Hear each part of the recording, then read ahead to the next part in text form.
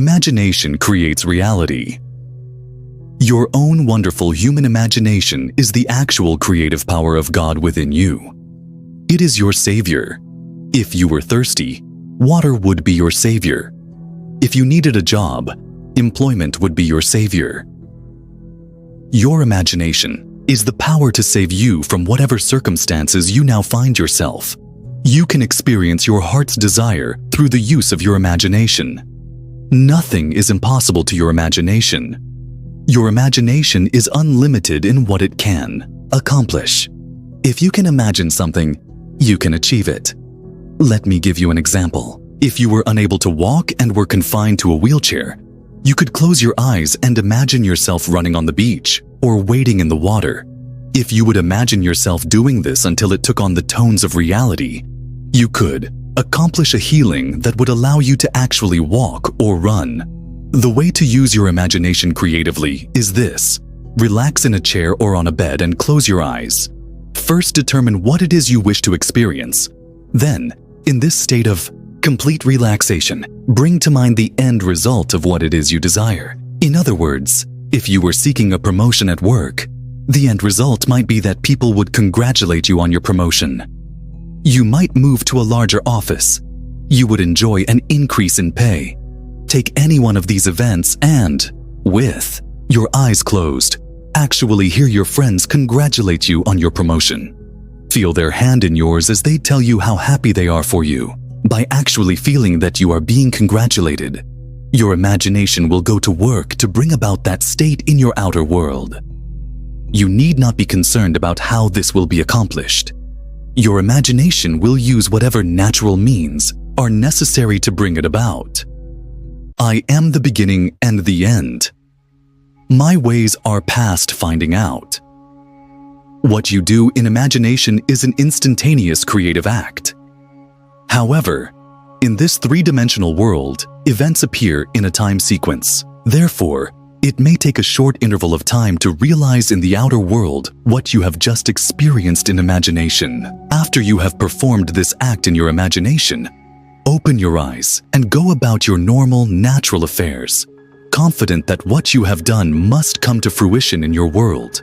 Make your inner conversations conform to your imaginal act. You have planted a seed and you will soon see the harvest of that which you have sowed. When you go into your imagination, make sure that you are actually performing the action, hearing the words, touching the object, or smelling the aroma in your self-conceived drama. What you do in your imagination is not merely a daydreaming witch. You see events in your mind's eye. You must enter the dream as if you were actually there. You must make then now and make there here. To make this perfectly clear, imagine that you would experience driving a new car after you have achieved your goal. In that case, you would not merely see a new car in your mind's eye. You must actually enter the dream. Feel yourself seated behind the steering wheel. Smell the newness of the interior. Feel yourself enjoying a comfortable ride. Feel the happiness that would be yours after accomplishing your dream. That which you experience in imagination is an actual creative act. It is a fact in the fourth dimension of space and will make its appearance in this three-dimensional world just as surely as planting a seed will result in the growth of a particular plant. Once you have planted this seed in your imagination, do not uproot it by being anxious about how it will be accomplished. Each seed has its own appointed time. Some seeds take a few days, others a little longer. Feel confident that what you have planted will appear in your world. Your imagination will draw all that it needs to make your dream an actual reality. If it takes others to play a part in order to accomplish your end, your imagination will draw that person into your drama to play his or her part in the sequence of events. Your only responsibility is to remain faithful to your imaginal act until you experience it in your outer world. You can repeat your imaginal act each night before falling asleep. In fact, you may wish to enact this drama over and over again until it feels normal and natural to you as you drop off to sleep. Your imagination will work out the means to realize your dream while your conscious mind sleeps. Ismitiu. Bring your five senses into play as you perform your imaginal activity. Actually hear a friend's voice congratulating you or feel yourself hugging that person. If you wanted a new piano, run your hand over the smooth wood, touch the keys, and listen to the sound. If you wanted to receive a dozen roses, actually smell the fragrance and touch their velvety petals. Finally, you must be persistent in attaining your desire.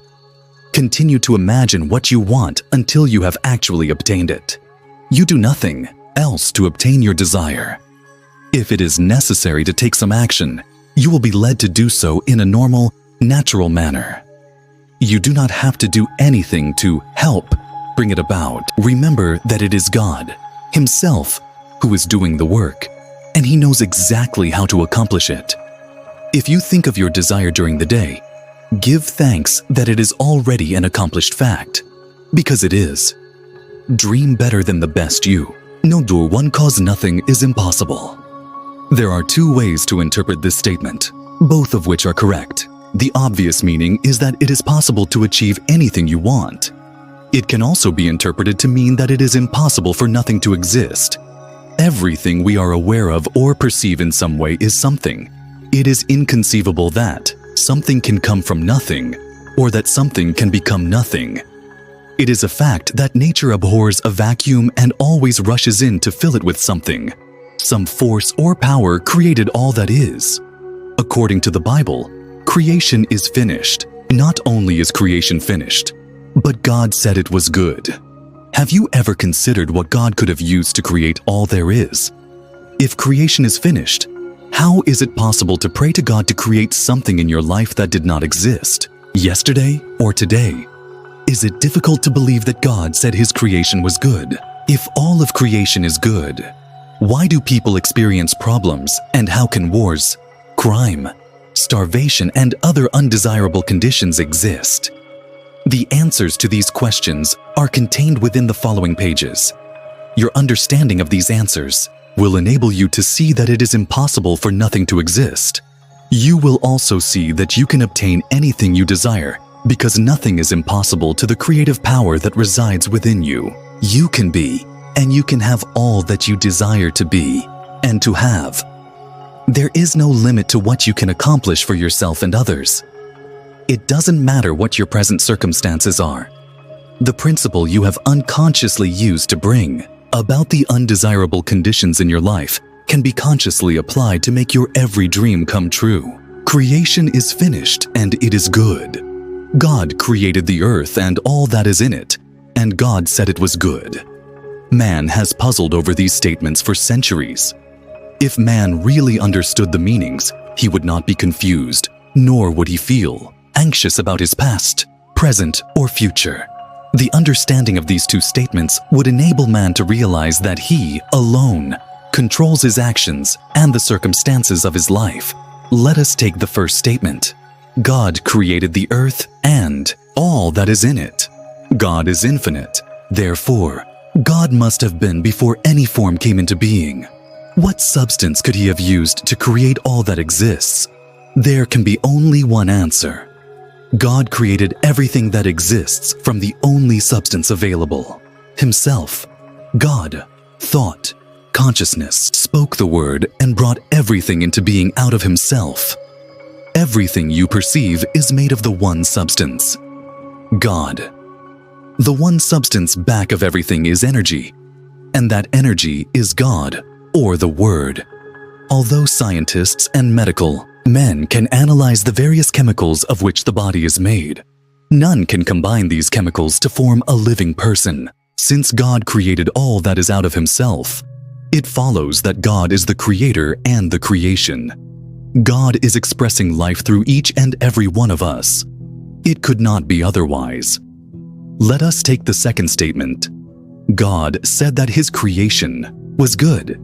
That statement has confused man, who believes that if God is good, another power must have created that which is not good. Yet, man also acknowledges that God is infinite, omnipotent, omnipresent, and omniscient. These qualities of God must include all forms, all events, and all situations. If it were possible to remove all that is discordant or inharmonious from the world, it would not be possible to experience the reverse of that condition. Perhaps this statement can be understood more easily if you will think of the principle of mathematics. In adding the sum of 5 and 6, it is possible to obtain the incorrect answer of 12. To eliminate that possibility, the number 12 would need to be removed from the whole of numbers. It would therefore be impossible to add 6 and 6 and reach the correct answer of 12.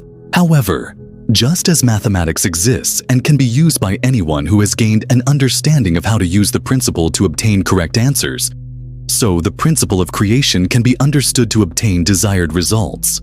Because God has given all of us free will, you can choose the states you wish to occupy. God does not predetermine your fate, nor does God punish you for mistakes or misdeeds. Because a man may not understand the law of mathematics, he may be adversely affected when he makes a mistake in subtracting an amount in his check register. The law of mathematics is not punishing him. The law simply is and can be used correctly or incorrectly. God has allowed you complete freedom to choose that which you will encounter.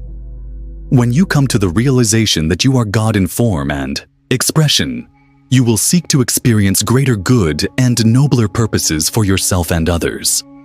In the beginning was the Word, and the Word was with God, and the Word was God. The Word is thought or imagination. God imagined the world into being and became that which He conceived. This is the principle on which all creation rests. Since God became man to give man life, man must contain that same creative principle within himself. The kingdom of heaven is within you. We have created our personal world through thought. If you are experiencing lack, limitation, illness, disharmony, or any other unwanted condition, you have either consciously or unconsciously brought these conditions into your experience. The majority of people do not realize that thought, belief, and imagination has created their individual worlds. There is no other cause for the conditions of your life.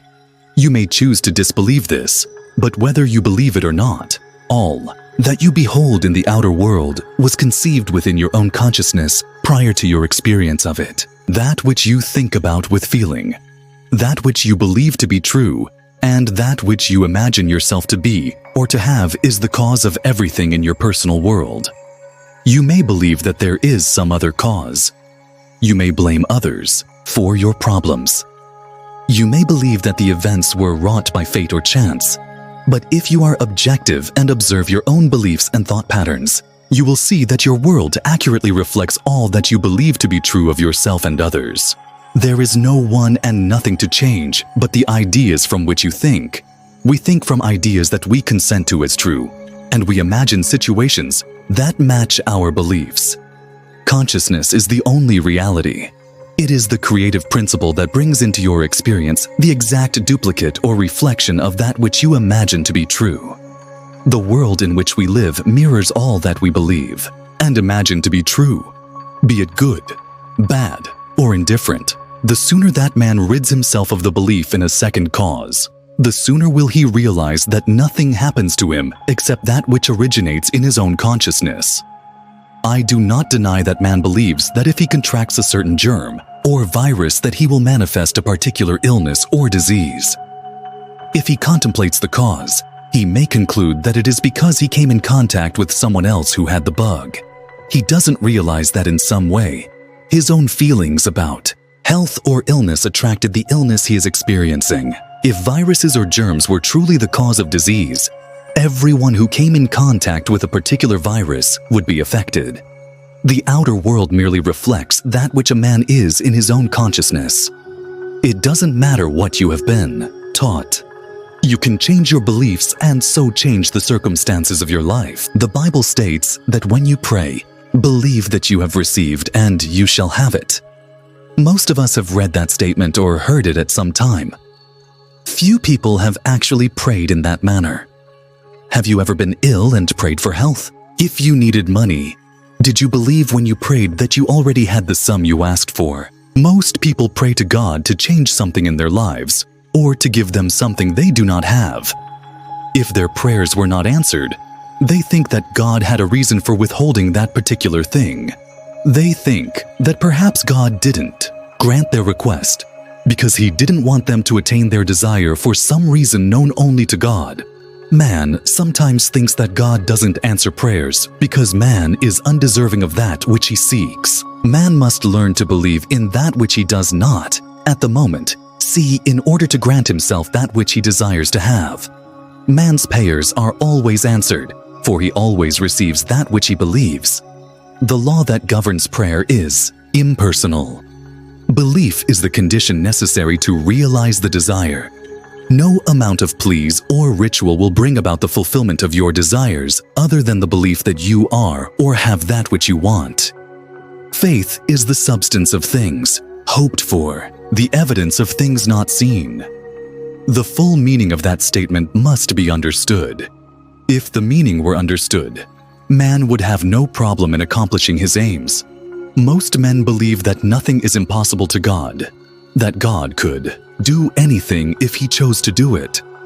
So man believes he has faith in God and prays to God for that which he wants.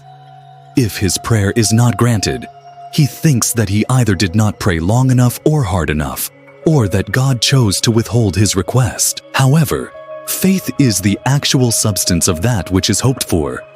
It is the evidence of the thing you want which you do not see in the outer world. That which you want to do or be has already been created. Therefore, it actually does exist. It is possible to bring into your world anything in creation by your belief that you already have it. Faith, that what you want is already a fact, is the means by which you activate the invisible state. That state then is later reflected in your outer world. Creation is finished. God can create nothing that is not already existent. Faith or belief that you already are or have that which you desire is the only means by which to experience your desires. No limitation is imposed on that which you can have except your failure to assume possession of the quality or thing desired. How the law works. The law of identical harvest or cause and effect is impersonal and can be used to bring into your experience anything you can conceive. Since creation is finished, every possible state already exists. Your fusion with a particular state, imagining with feeling what you would experience were you in that state, causes that state to be projected on your screen of space. This law cannot be changed or broken and always reproduces in your outer world the exact duplicate of any belief you consent to as true. If you would change your world, you must change your beliefs. Since consciousness is the only cause, you cannot blame others for the conditions which presently exist, nor can fate or chance be the cause of that which you are now experiencing. Nothing can alter the course of events in your life except a change in your own consciousness. Whatever is appearing in your world now, although it appears real and an unalterable fact, is a reflection of previous activity in your own consciousness. Therefore, a change in consciousness will reflect that change in the future, just as surely as past beliefs reflect the present. Man is pure formless consciousness, and that which he conceives himself to be is an illusion or reflection of the particular ideas he holds true. These illusions exist only so long as man focuses his attention upon them and gives them life. The conscious mind forms beliefs and opinions from the evidence of the senses or the perceived outer world. The creative power within each of us accepts as true that which the conscious mind impresses upon it. Your creative power takes those ideas, which are thought of with feeling, and projects them in your outer world. It is important to remember that not all thoughts are creative. Only those which are believed to be true or which are joined with feeling create the circumstances and events that you will encounter. Therefore, emotions such as anger, fear, love, or joy are creative. You must guard the emotions which you allow to enter your consciousness, just as you would discriminate in allowing a stranger into your home. You cannot allow negative emotions to fill your mind without suffering the consequences of experiencing the state with which those emotions are joined. Fear of loss brings loss into your world. You could take every outward precaution to guard against loss. But if you fear loss, you will most certainly experience it in your affairs. Feelings of love and joy create happy events and loving relationships. Feeling abundant brings riches into your life. A person who is unloving or suspicious and feels that others take advantage of him draws to himself that which he believes. No matter what he does externally, his relationships with others will reflect that which he accepts as true. He may want a loving relationship, but he can draw to himself only that which he is conscious of being. Like literally does attract like. As within, so without. Consciousness is reality, and that which is perceived by our senses and appears so. Real is but the shadow of that which we believe ourselves and the world to be. Conscious use of the law. At this time, I'm going to talk about who I am and what I am doing. If that sounds ego-centered, it is. There have been 66 books written about who I am. I'm going to quote some statements from a few of those books. You have heard many of these quotes but didn't realize that they were talking about the being that I am. The first quote is taken from the book of Exodus.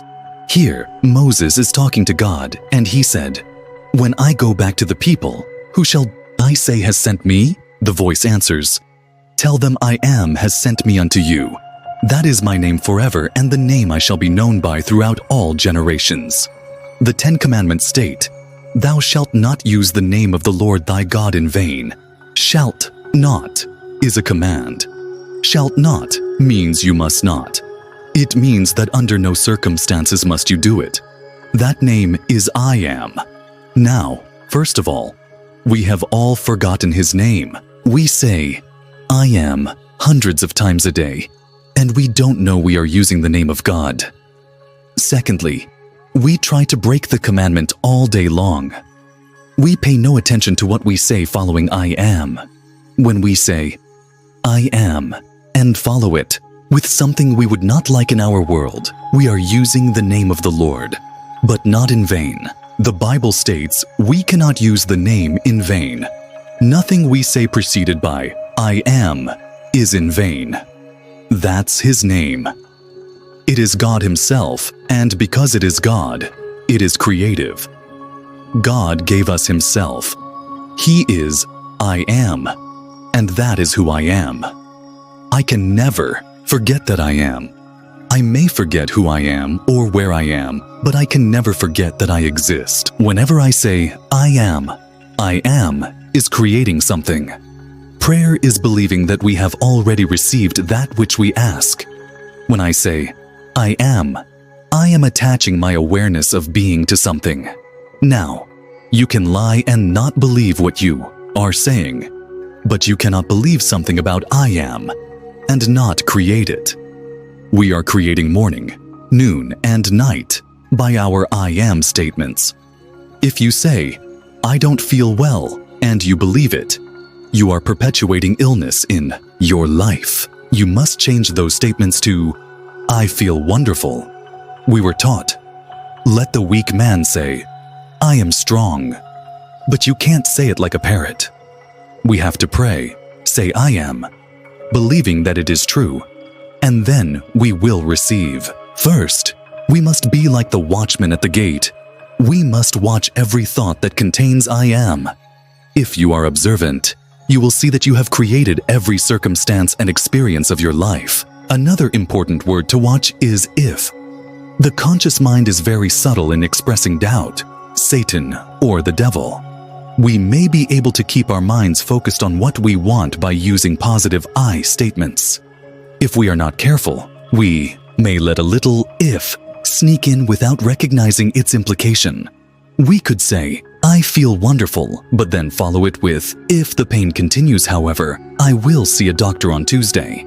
Ifs are always followed by something negative, and that is simply doubt creeping in to steal the good seed we have sown. Remove the word if from your vocabulary, as it is not productive of that which you would like to reap. If puts everything in the past or future tense, and I always experience what I believe I am. I am is not future tense. Getting well is not being well. I must believe that I am already what I want to be. Remember, every word that goeth forth from my mouth shall not return unto me void. Do you believe it? In the beginning was the Word, and the Word was with God, and the Word was God. What's his name? I am. So begin to monitor every word, I am, that you say. Do you see a pattern? Don't the circumstances of your life reflect what you have been saying? You have been misusing the creative power that is God. I am. Now that you are aware of what you have been doing, watch every word and make it conform to what you wish to bring into your life. Eventually, you will have faith that what you are stating, though there is no outward evidence to support it, is a fact in consciousness and will shortly project itself so that you may experience it in the outer. Knowing that God actually became you because He is I am, you must realize that you are using your power to create every time you use that name. Choice.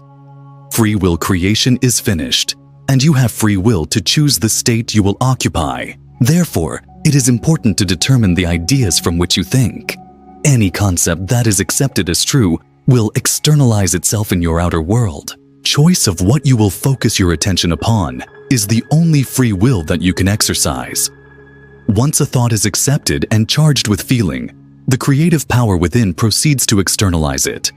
Whether your assumptions are conscious or unconscious, they direct all action to their fulfillment. It is a delusion that, other than assuming the feeling of the wish fulfilled, you can do anything to aid its realization. Your own wonderful human imagination determines the means it will use to bring your assumptions to fruition.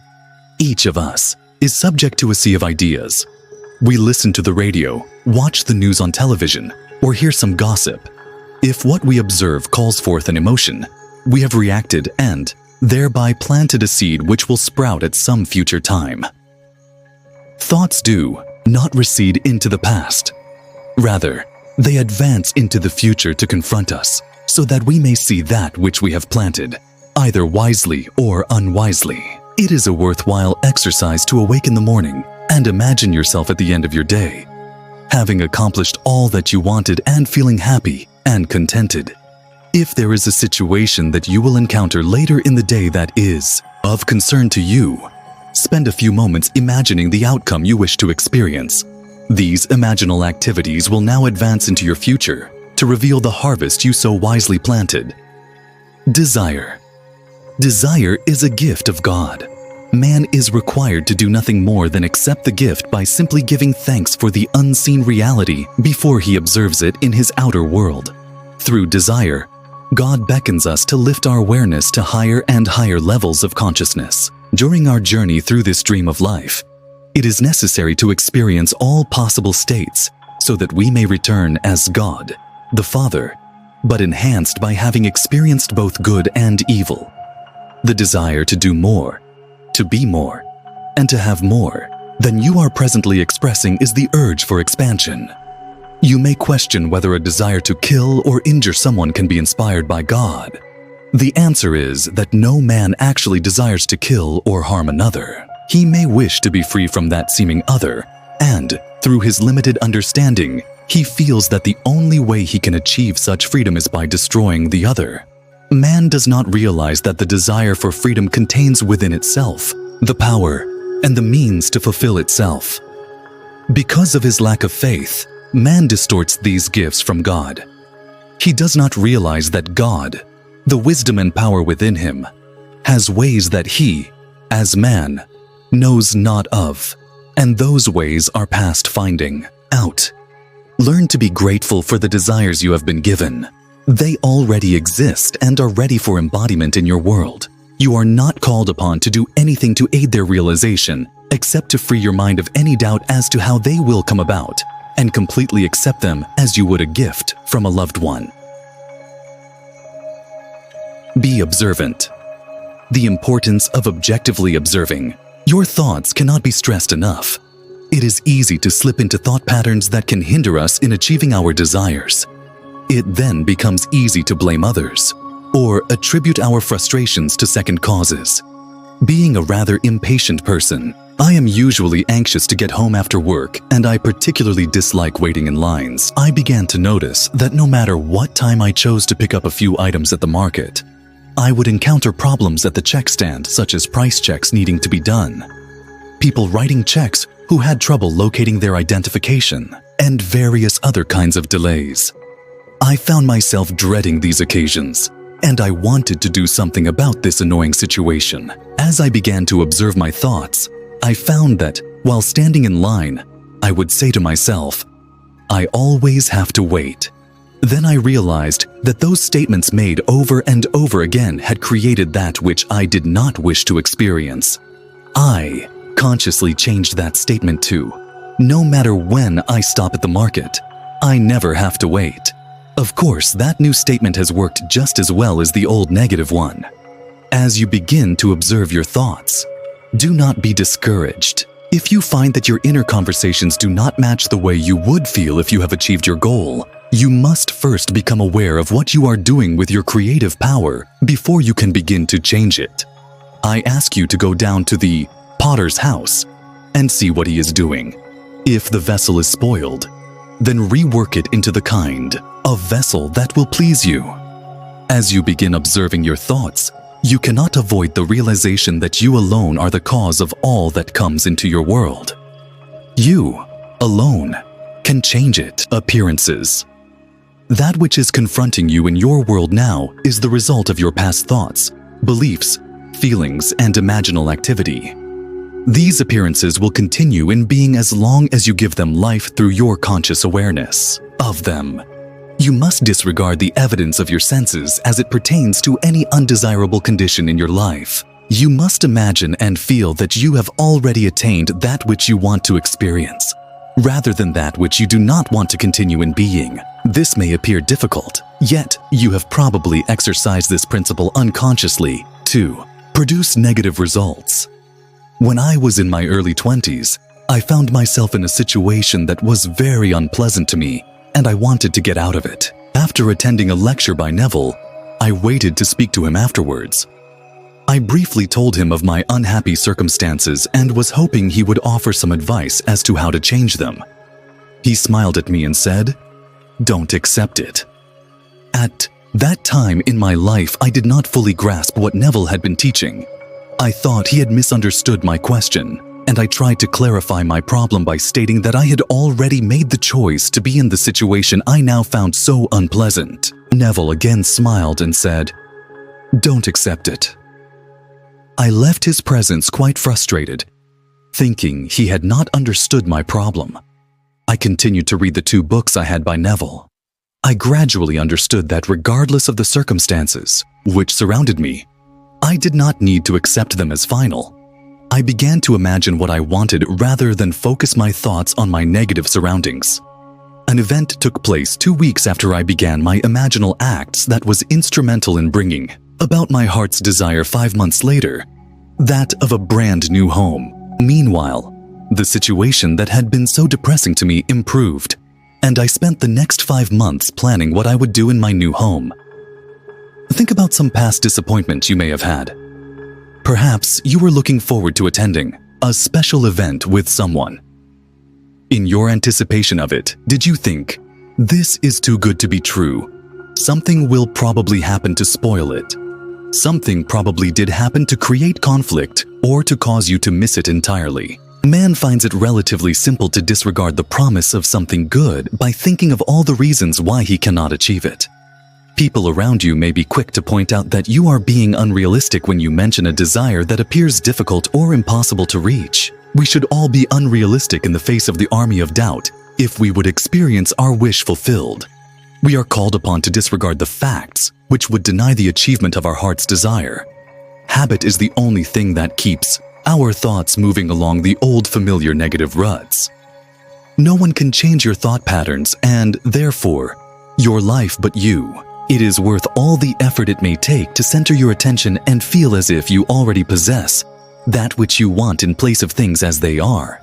Consciousness is the only cause and the only reality. Every negative experience was produced by first giving attention and feeling to that condition. What consciousness has made, it can unmake. Your responsibility is to impress upon your mind the change you wish to express. Your imagination is the creative power that can and will accomplish the end without effort and in a natural way. Appearances confirm our former habitual patterns of thought. That which you imagine yourself to be today will project itself in your world tomorrow. Persistence in assuming that you are the person you wish to be, despite your present circumstances, is the only condition imposed upon you to embody that ideal. Inner conversations. All of us are mentally speaking within ourselves every waking moment. Our inner conversations must match the wish fulfilled if we would realize our desire. If our desire is for a better job and we imagine ourselves being congratulated because we are gainfully employed in a wonderful position, we must also make our inner conversations conform to that end. We must be certain that we are not saying within ourselves something like, "That boss of mine doesn't believe in promoting people," or "It would be difficult to find any job at my age. Never mind a better one," or similar statements. That would imply that we do not have that which we desire. We must persist in the feeling of our imaginal act by making our mental conversations conform to what we would say had we already realized our aim. If, for instance, we wish to own a new car, we could imagine a new car parked in our garage, or imagine ourselves driving it, or imagine our friends admiring it. We must then make our inner conversations reflect the type of conversations we would engage in were we really the owner of a new car. Our conversations could consist of discussing our new car with friends, such as telling them of the wonderful fuel mileage we are receiving, or hearing our friends tell us how much they enjoy riding in our new car, etc. Our inner conversations are just as creative as our deliberate imagining of the wish fulfilled. In fact, if they are of the opposite nature, they can negate what we have imagined. You must watch what you are saying internally to make sure that these conversations coincide with your wish fulfilled. If you become aware that these inner talks contradict what you would like to achieve, revise them so that they follow along the track that would indicate that you already have what you desire or are already the person you wish to be. Revision. Our present world reflects the sum total of all that you believe to be true of yourself and others. That which you imagine yourself to be today goes forward and will confront you in the future. If you have forgotten your imaginal activities of the past, that which you see appearing in your world indicates the kind of seeds you have previously sown. Assuming the feeling of your wish fulfilled is using your imagination creatively to bring into your world that which you desire to experience. You can use the art of revision to change the effects of prior thoughts and beliefs. If, for instance, you had gone to an interview for a job you truly wanted, but later learned that someone else was hired, you can revise that news to make it conform to what you wish you had heard. If you react by feeling depressed or assume any other negative attitude, you will then experience the same type of rejection in the future. Your reactions, whether positive or negative, are creative of future circumstances. In your imagination, you can hear words congratulating you on getting a wonderful new job. That imaginal act now goes forward, and you will encounter this pleasant experience in the future. As you review your day, it is important to revise each negative reaction so that you can remember it as what you wished had happened rather than storing that memory as it did occur. What you think of with feeling or emotion is an actual fact. That which you experience in the physical world is merely a shadow, reflecting the reality of your imaginal activity. Therefore, when you revise a conversation, an unhappy experience, or a quality about yourself, you are literally experiencing it in reality, your consciousness. The outer world is a delayed reflection of the inner and is confined to a dimension of space where events occur in a time sequence. Revision, then, literally changes the past. It replaces what occurred in the outer world with the revised version. The revised scene then gives off its effect by going forth to change future events. Dwelling on past irritations or hurts perpetuates them and creates a vicious circle that serves to confirm these negative emotions.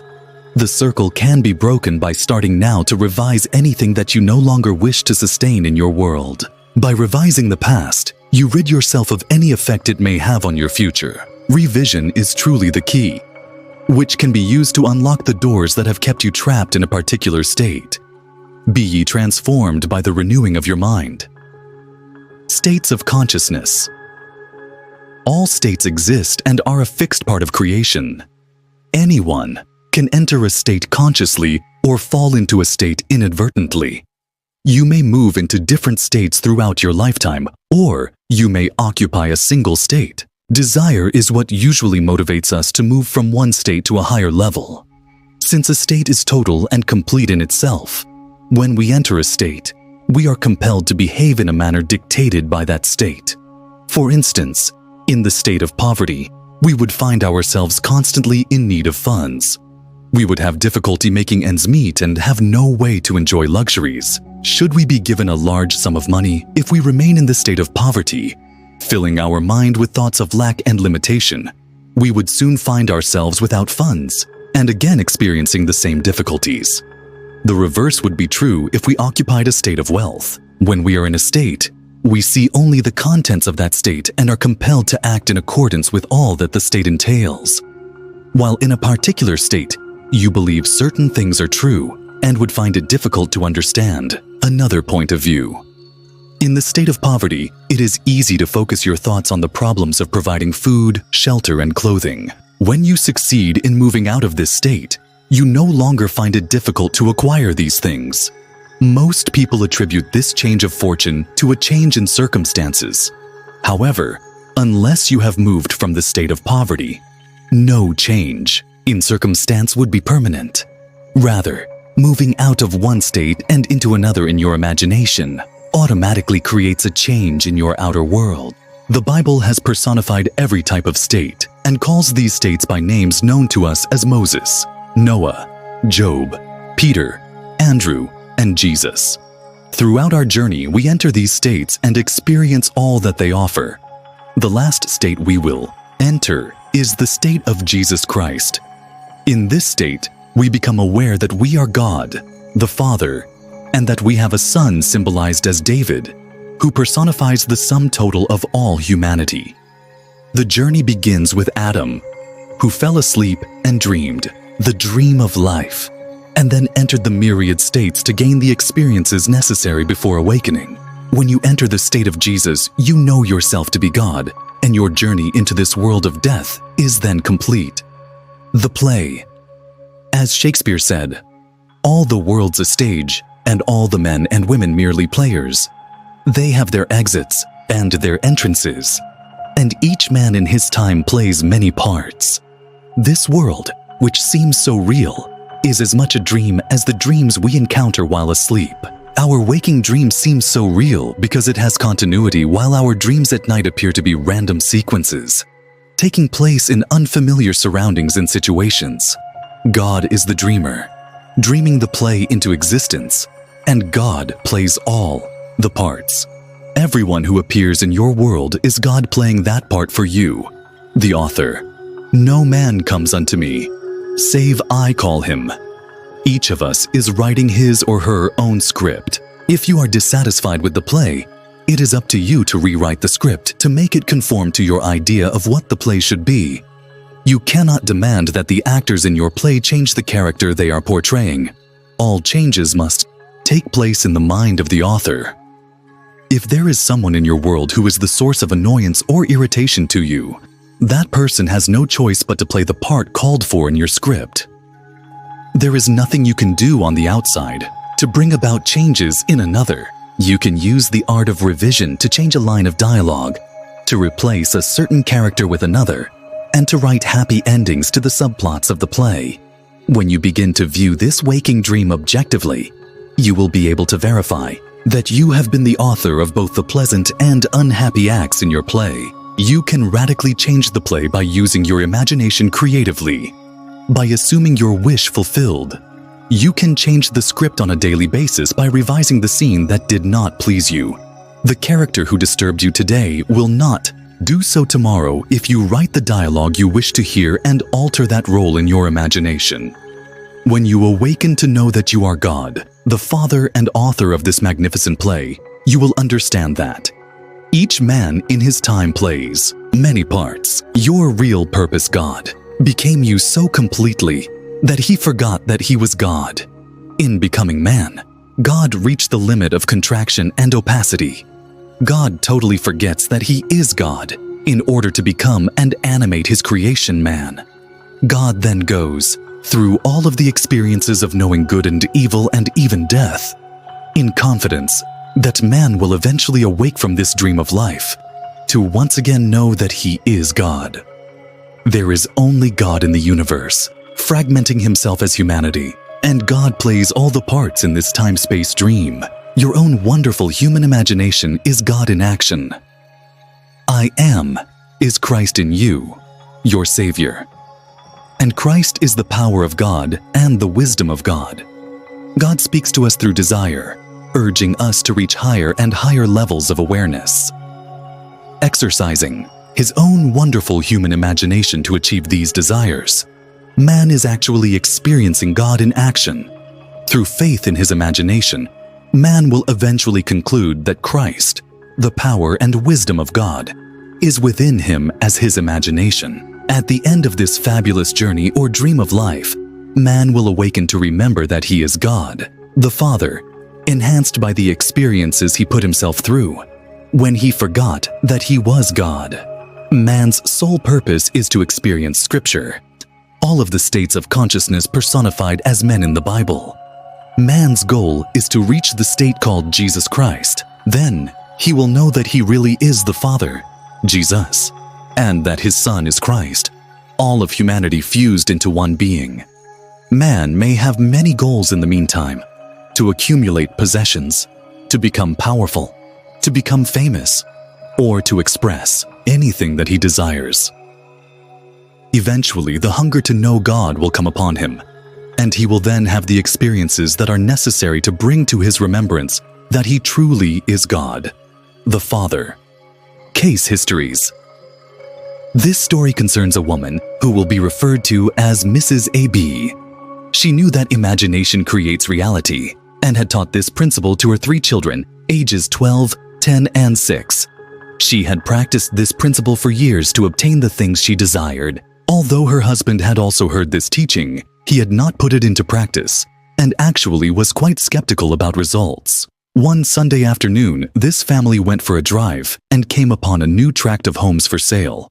As this was a lovely, rural area, they stopped to look at the new models. They all loved the area, and the homes were large and beautiful with all sorts of modern amenities. On the way home, they talked about how wonderful it would be to own a new home in this tract. They already owned a home. However, they had borrowed money on it and had very little equity that could be derived from its sale. The husband said that, although he would like to buy the home, it was not possible as they could not raise the money required for the down payment. Even if they sold their present home, the real estate agent's commission would equal the little equity they would realize. Mrs. A.B. told her husband that the only way they could obtain the down payment would be to sell their home on their own, thereby keeping the commission for themselves. The husband was very pessimistic about this, but told his wife to go ahead and place an ad in the paper, although he knew it wouldn't do any good. He was sure that there was no chance of selling the house in this way. The wife placed a small ad in the newspaper advertising their house for sale. A few nights later, when the husband had gone to bed early, she and her children drove to the tract of new homes. She felt that if she could walk through the new house and capture the neat feeling of actually living there, she would obtain her dream home. It was dark when they got there, but they found one of the houses unlocked. She and the 3 children walked through the house. The children decided on which bedroom each would occupy if they actually lived there. The mother instructed the children to actually sleep in the new house in their imagination that night, and she intended to do the same. For the next few days, they imagined living in their new home and taking walks in the woods that were adjacent to the tract. That same week, a man answered the ad in the paper. He did not seem very enthusiastic about buying the house, but returned later that day with his wife. He told Mrs. A.B. that they had decided to buy the house for the price she was asking. When Ms. A.B. expressed concern as to how they would go about placing the home in escrow, he told her that he was a real estate agent and would go through the company he worked for. This family received the exact amount of money necessary for a down payment on their new home. The escrow was very short, and the family moved into their new home a month later. Mrs. A.B. knew that if she imagined herself sleeping in her new home, she would eventually sleep there in the flesh. Her children also learned how to obtain their heart's desire through the use of imagination. Mrs. C.D. had recently been divorced and needed to work to support her children as her husband refused to pay child support. Although her lawyer suggested taking him to court for non-payment, the woman did not wish to do this. As part of the divorce settlement, She was awarded a very old and not very reliable car. One Friday night, as she was driving home from work, it was raining very hard and most intersections were flooded. She was about a mile from her home when she stopped at a stop sign. A truck coming toward her from the opposite direction went through the intersection, spraying a great deal of water as he drove past. The engine of the woman's car died, and she was unable to start it again. She removed her shoes before stepping out of her car as the water was more than ankle deep. She raised the hood and began to dry off the distributor cap with her handkerchief. She was crying at this point and her tears mingled with the rain. She finally got her car started and managed to get home to her children. She realized that it was necessary to have a dependable car if she was to work and support her children. She had no money for a down payment on a newer car, and she did not earn enough to make car payments. She went to work the following Monday, and a co-worker asked her to go to lunch. The co-worker had just purchased a new Pontiac Tempest and insisted that Mrs. CD drive her new car back to the office. Although Mrs. CD protested that she did not wish to drive someone's new car, she did get behind the wheel and drove back to work. While she was driving the new car, she captured the feeling that this was her car, and she felt the thrill of owning it.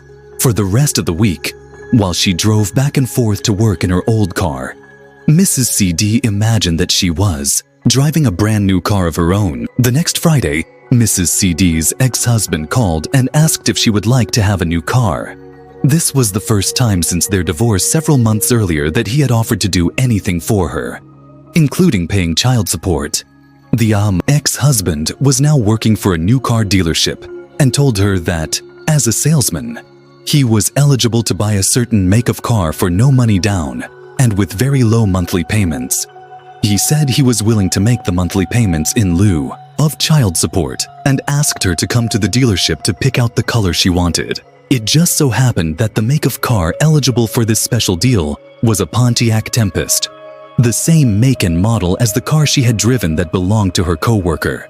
Mrs. CD was able to obtain, through her use of imagination, what she could never have obtained through her own efforts at that time. Her ex-husband, who had offered her no monetary support for months, was the avenue chosen to provide her with the car she needed. This is the story of Mrs. EF, who had a desire to live near the ocean and used her imagination to fulfill her desire. She did not wish to sell her present home but wanted to lease it for a year before making the decision to move to the beach permanently. Mrs. EF told two of her friends about her wish. One friend, who had used the principle of imagination, told Mrs. EF that she would imagine visiting her at the beach in her new home. 1 week later, Mrs. EF traveled to Hawaii for a scheduled vacation. While there, she received a call from a friend who lived in San Diego. This friend told Mrs. EF that a perfect little house had just come on the market as a year-round rental, and she thought this house would be perfect for Mrs. EF. Her friend also said that this was a very desirable rental, and that Mr. EF would need to make a decision immediately as the rental would very likely not be available when she returned from Hawaii. Mrs. EF told her friend to tell the owners that she would take it, trusting her friend's recommendation. Upon Mrs. EF's return from Hawaii, she told her grown daughter that she had decided to rent a house at the beach in San Diego. Her daughter called her later that day and said that the mother of a friend of hers wanted to lease a house. The woman came by the next day, said she loved the house and would like to lease it for a year. Mrs. EF gave notice at work and was able to move within a month. Since she was a nurse, she had no trouble finding a wonderful new job at a nearby hospital. Mrs. EF has since bought a house near the ocean and has spent 17 happy years living at the beach. Mrs. EF imagined that she was living at the beach, and her friend imagined that she was visiting her there. They did this for 1 week. It is interesting that while she was on vacation in Hawaii, events moved swiftly to bring about her desire. She did nothing to find a new home, nor did she do anything to rent her present home. Imagination was able to draw the necessary people into her life so that her wish could be fulfilled. What should be done after we have imagined our wish fulfilled? Nothing. You think you can do something, you want to do something, but actually, you can do nothing to bring it about. God Our own wonderful human imagination knows what things are necessary to bring about our desires. It is only necessary to go to the end, to live in the end. My ways are past finding out. My ways are higher than your ways. If we trust our imagination, it will accomplish all that we ask of it. Imagination can do all things. Have faith in it, and nothing shall be impossible to you. This story concerns a young man, referred to as EP, who was a wonderful athlete and was good at many different sports. During this particular time in his life, he became interested in paddling outrigger canoes. He joined a team and was soon competing in local races. In his second year of pursuing this sport, he was on a team that competed in the 50-mile race from Molokai to Honolulu. The Hawaiian outrigger teams usually took first place and were considered unbeatable. EP's team came in 7th, and that was considered quite remarkable considering the great number of teams that competed from all over the world along with the Hawaiian participants. After this race, EP began imagining that his team had won the race. He spent the next year forming a new team, practicing, and building his own outrigger canoe. He was convinced that if he imagined himself winning the race, his team would come in first. Next year, his team and at least a dozen others flew to Hawaii from Southern California to compete in the annual race. There were several teams with much more experience who were considered likely to place in the top 10. Although the Hawaiians were still considered the favorites, at the end of the race, EP's team finished first, ahead of the Hawaiians and all the other teams. EP now holds a paddle engraved with the words World Champion, which was given to him upon his team taking first place. After winning this coveted title, this young man went on to coach other teams. He also began manufacturing paddles for outrigger canoes. His paddles are known throughout the world and are used by outrigger teams who are among the top teams in the world. EP now makes his home in Hawaii and enjoys coaching teams, manufacturing paddles, fishing, and sailing his own boat. He also uses his boat as an escort craft for the annual outrigger races. Mrs. JK was living in her twin sister's home after having been divorced. Mrs. JK had 3 children, a son and girl and boy twins. Her sister and her husband had 3 boys.